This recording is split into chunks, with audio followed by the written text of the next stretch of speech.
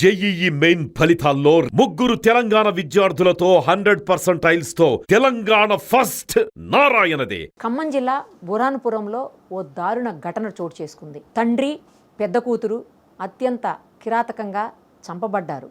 అలాగే తల్లి, చిన్న కూతురు దారుణమైనటువంటి పరిస్థితుల్లో హాస్పిటల్లో అడ్మిట్ అయ్యారు. ఒకే కుటుంబానికి సంబంధించినటువంటి నలుగురు ఇలా దారుణమైన పరిస్థితుల్లో ఎందుకున్నారు, ఎలా ఉన్నారు అర్థం కానటువంటి పరిస్థితి. ఇంట్లో నుంచి దుర్వాసన రావడంతో చుట్టుపక్కల వాళ్ళు ఆ అమ్మాయి తల్లిదండ్రులు ఫోన్ తీయలేదని రావడంతో మొత్తం అందరూ కలిసి ఈ విషయాన్ని పోలీసులకు ఇన్ఫార్మ్ చేశారు. అసలు ఏం జరిగింది, వాళ్ళిద్దరూ ఎందుకు చనిపోయారు, వీళ్ళిద్దరూ ఎందుకు హాస్పిటల్ పాలయ్యారు, ఇవన్నీ స్థానికంగా ఉన్నటువంటి ఓ వ్యక్తిని అడిగి తెలుసుకుందాం. నమస్తే అండి.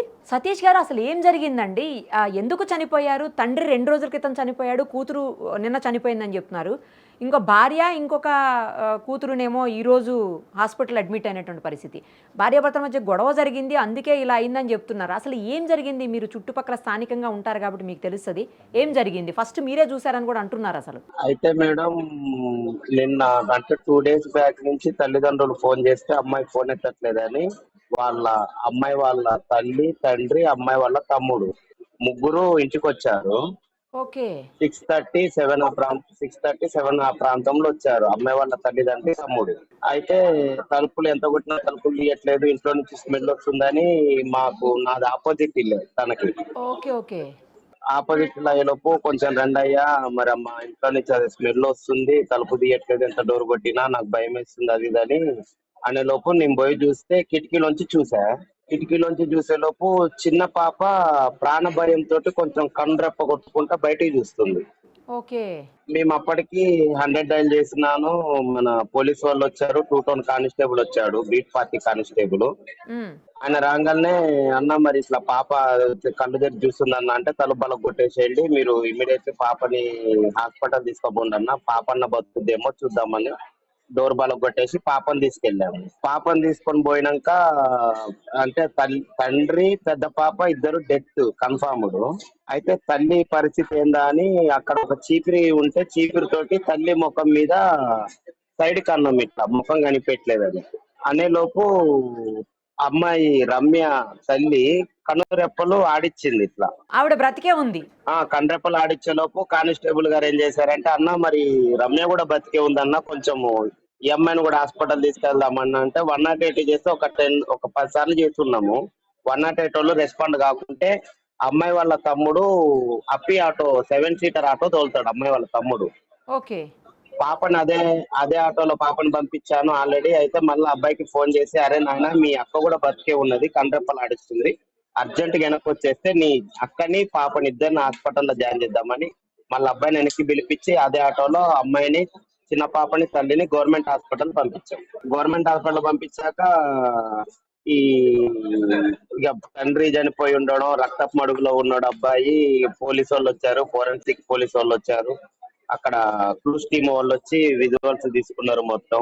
అయితే మేడం, నిన్న ఈ చనిపోయిన వ్యక్తి భార్య రమ్య అనే అమ్మాయి మాకు మార్నింగ్ 10కి ఇంట్లో అంటే బయట కనపడ్డది రోడ్డు మీద. ఓహో. ఓకే.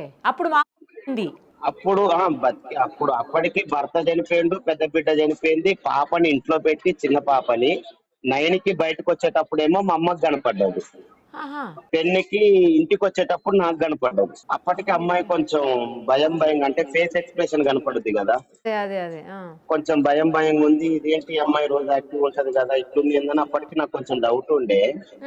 మళ్ళీ తర్వాత 11కి ఏం చేసింది, ఇంటి పక్కన ఇప్పుడు ఈ చనిపోయిన వ్యక్తులు ఇంటి పక్కన ఇద్దరు లేడీ రిటైర్డ్ ఎంప్లాయీస్ ఉంటారు, ఫ్యామిలీ, భార్య భర్తలు, ముసలోళ్ళు. వాళ్ళు ఏం చేశారు, మరి 2 రోజుల నుంచి మీ ఆయన కనపడట్లేదు అమ్మ, రాము ఎక్కడున్నాడు ఏందమ్మా అంటే, మా ఆయనకి జ్వరం వచ్చిందంటే ఇంట్లోనే ఉంటున్నాడని శనివారం చెప్పిందంట.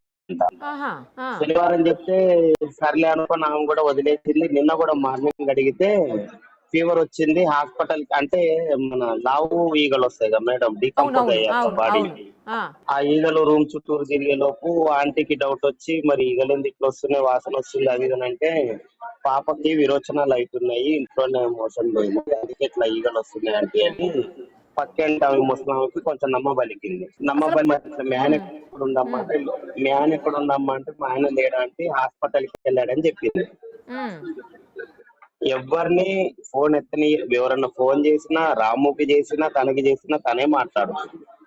ఓహో. ఎవరిని అసలు ఇంట్లో ఫోన్ ఇయ్యలేదు. ఇంటి పక్కన ఆమె బాగా ట్రై చేసింది లోపలికి పోదామని.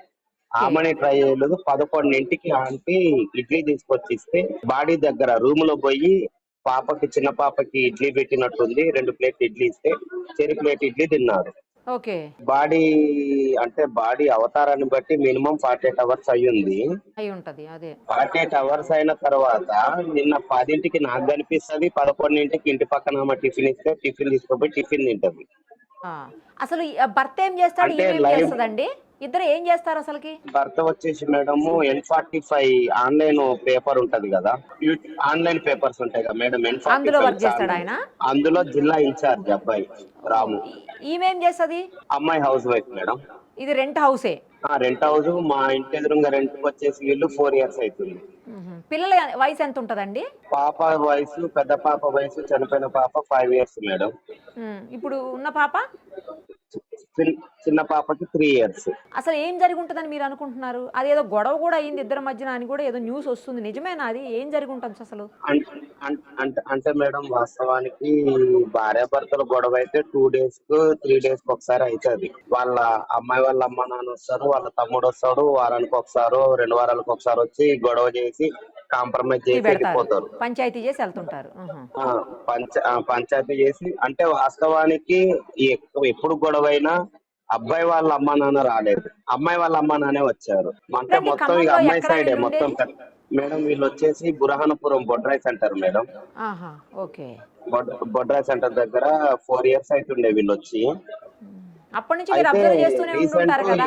అబ్జర్వ్ చేస్తున్నాం వీళ్ళని.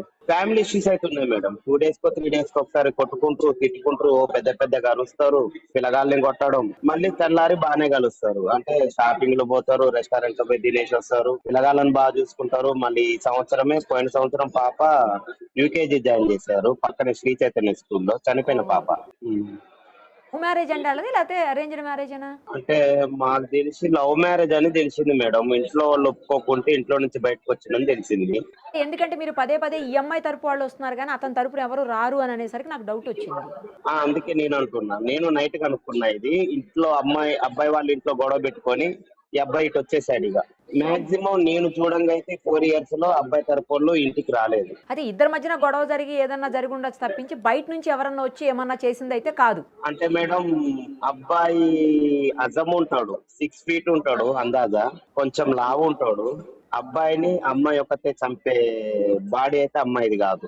మా అంచనా, నా డౌట్ అయితే 3rd person ఎవరో ఒకరు ఉన్నారు. అయితే మాకు ఇప్పుడే తెలిసింది ఏంటంటే అమ్మాయి కూడా నిన్న ఏదో మందు తాగింది అనుకున్నాం గానీ తను మందు తాగలేదట. మన పిల్లలకు సర్ది టానిక్ ఇస్తారు కదా, సర్ది టానిక్ ఓవర్ డోస్ తాగేలోపు కొంచెం మైఫిల్ వచ్చి నిద్రమత్తు వచ్చింది అమ్మాయికి, అంతే తప్ప అమ్మాయి కూడా అది పొద్దున ఎప్పుడో దాగింది కాదు.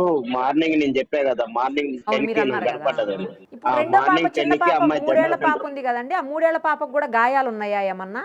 అంటే నిన్న మేము పాపను బయట తీసినప్పుడు ఇక్కడ నుదురు కాడ బ్లడ్ ఉండే మేడం. ఓహో. మేము ఆ బ్లడ్ చూసి అయితే వాస్తవానికి అమ్మాయిని కూడా కొట్టింది అనుకున్నాం కానీ అలా పాప ఫోటో చూస్తే హాస్పిటల్లో తలకాయకి ఒంటి మీద అసలు ఎటువంటి గాయం లేదు. కానీ మేము అమ్మాయిని చూసినప్పుడు మాత్రం బర్వాతలో ఒంటి మీద బట్టలు లేవు పాపకు. చిన్న పాపకు అసలు ఒంటి మీద బట్టలు లేవు, అంతే బయటికి తీసుకొచ్చాం పాపని. మరి పెద్ద పాపనికి అంటే ఆమె ఎలా చనిపోయిందో? పెద్ద పాపకి కూడా ఇప్పుడు తండ్రికి ఇక్కడ మూతి మీద గట్టి కొట్టినట్టున్నాయి కదా మేడం దెబ్బలు. ఓహో. పెద్ద పాపకు కూడా అంతే ఉంది మూతి మీద. అంటే నేను అనుకోవడం అయితే ఏదో గోడకి కొట్టి చంపినట్టు అనుకుంటున్నాము. అయితే మీరు అన్నట్లు ఇంకెవరో ఉండాలి. ఉన్నారు మేడం, ఎందుకంటే అమ్మాయి చంపేంత, అబ్బాయిని చంపేంత బాడీ అమ్మాయిది కాదు. 3rd person ఉన్నాడు. ఇక మరి ఎంక్వైరీలో ఏం తెలుస్తుందో చూడాలి. నా పెద్ద బిడ్డ, అమ్మాయి ఇప్పుడు చనిపోయిన పెద్ద అమ్మాయి ఇద్దరు ఫ్రెండ్స్. వాస్తవానికి మా పిల్లగాళ్ళు అమ్మమ్మ గారింటికి పోయారు, సెలవులు ఇచ్చారని. మా పిల్లగాళ్ళు ఉంటే అమ్మాయిలు చనిపోయేటోళ్ళు కాకపోవచ్చు. ఎందుకంటే మా పిల్ల డైరెక్ట్ వాళ్ళ ఇంట్లో పోయిద్ది, వాళ్ళు మా ఇంట్లోకి వస్తారు, మా పిల్లగాళ్ళు వాళ్ళ ఇంట్లో పోతారు ఆడుకోవడం. వాళ్ళిద్దరు మా వాళ్ళిద్దరు నలుగురు ఆడుకోవడం బజార్లో. వాళ్ళు ఎవరితో ఆడుకోరు. మళ్ళీ నేటివ్ ప్లేస్ ఎక్కడండి? మా వాళ్ళు లేకపోవడం కూడా వీళ్ళది. అబ్బాయిది తెలుసు మేడం, అబ్బాయిది నేలకొండపల్లి మండలం అనంతనగరం. ఆమె తెలియదు. ఆ అమ్మాయి తెలియదు మేడం, ఏదో కోదాడ సైడ్ అని చెప్పారు, ఐడియా లేదు. సరే అండి, అయితే పోలీస్ ఇన్వెస్టిగేషన్లో మొత్తం బయటకు వస్తాయిలేండి. ఎవరు, ఏంటి, ఎందుకు చంపారు, ఎలా చంపారు అన్నీ కూడా వస్తాయి. ఎప్పుడు చంపారు? మీరు కూడా కొంచెం దయచేసి మీడియా కూడా దీన్ని కొంచెం అంటే చల్లబరచుకోకుండా, ఎందుకంటే చిన్న పాప, అభంశుభం తెలియని పాపని అంత క్రూరంగా చంపినందుకు, పాపను చంపటం దారుణం. చంపిన ఎవరిని శిక్ష చంపినా పడేదాకా దారుణమే, మీరు పాపను కూడా అంత చిన్న కొంచెం. పిల్లలు మరి. ఖచ్చితంగా అండి, అంటే ఖచ్చితంగా. మళ్ళీ మాకు తెలిసింది ఏంటంటే పెద్ద పాపకు మెడల్ ఇరిచారని తెలిసిందండి. బాబోయ్. మెడ ఇరిచారని తెలిసింది మాకు, ఎందుకంటే నైట్ తీసేటప్పుడు బాడీ ఆగట్లేదు మెడ.